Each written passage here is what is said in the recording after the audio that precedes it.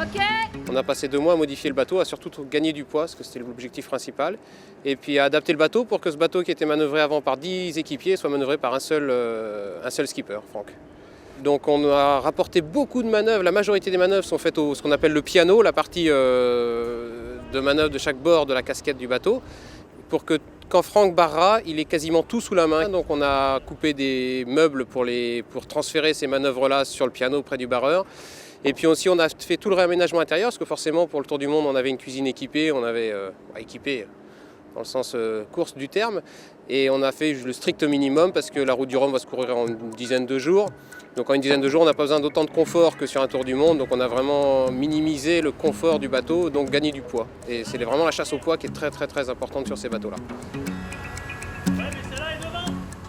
À bord, moi je suis responsable technique. Ils appellent ça boat captain, c'est un peu un grand mot, mais c'est la responsabilité technique du bateau. Ça consiste à encadrer toute la technique et tous les domaines d'activité du bateau.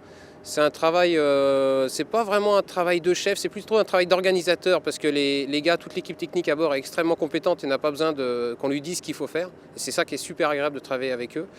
Et c'est plus un rôle d'organisation, d'établir quand une personne doit travailler à cet endroit-là et que ça ne gêne pas les autres personnes qui veulent travailler aussi au même endroit. Un électricien et un gars du composite ne peuvent pas travailler au même endroit au même moment, donc c'est plutôt un rôle d'organisation. Et c'est super bien passé sur ce chantier. C'est pas du tout un rôle de supériorité au niveau organisation générale du travail. C'est plus ficelé, organisé au quotidien la vie du chantier.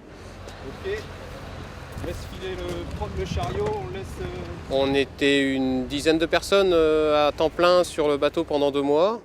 Et on a tous travaillé dans tous les domaines d'une façon très efficace. On a réussi à faire en 2 mois un chantier qui n'était pas évident au début.